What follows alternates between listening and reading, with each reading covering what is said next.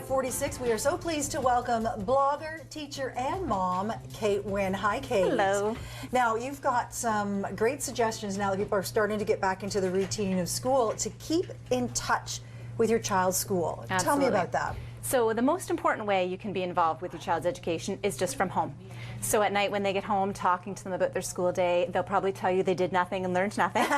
And so you have to, learn the tricks for getting it out of them. I know some families have little dinner table routines for asking their kids their high and low from the day. Things like that that just sort of pull some of the pieces of the day out. Something a little more pointed, okay. Exactly. And just also paying attention to the communication that comes home. And there can be a lot, especially in September. I know newsletters and permission forms and all those sorts of things, but just try to pay attention to that and any notes that teachers write in the agendas, all that sort of stuff when they're trying to communicate with you, and just to initial things or reply as necessary, and just make sure you keep the communication open that way. I find stuff like that goes right from the backpack, and then if you turn around and just put it right on the calendar of your household at the time, it helps a lot. Absolutely. Yeah, for sure.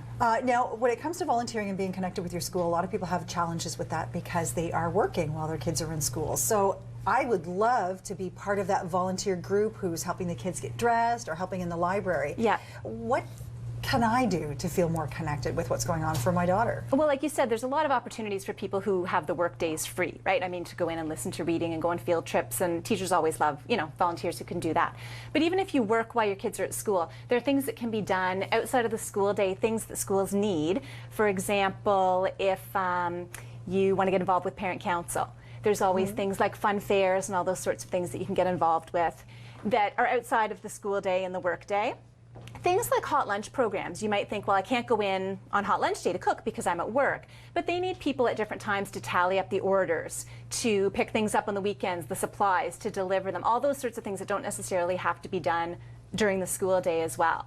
And even if you do have, like some parents I know will write in and tell me, I have Thursdays off. I don't want to commit to something every week, but keep it in mind. And then I know if I'm planning trips or I know I'm going to need volunteers, I can work around their schedules and try to take advantage of that.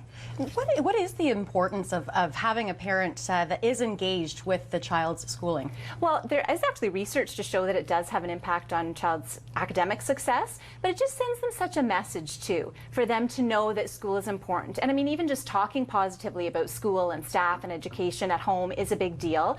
But when they see you involved in the building, or even if they know that you're off to parent council, you're going to be seeing the principal, talking to the other parents, it really tells them that the education is important to you.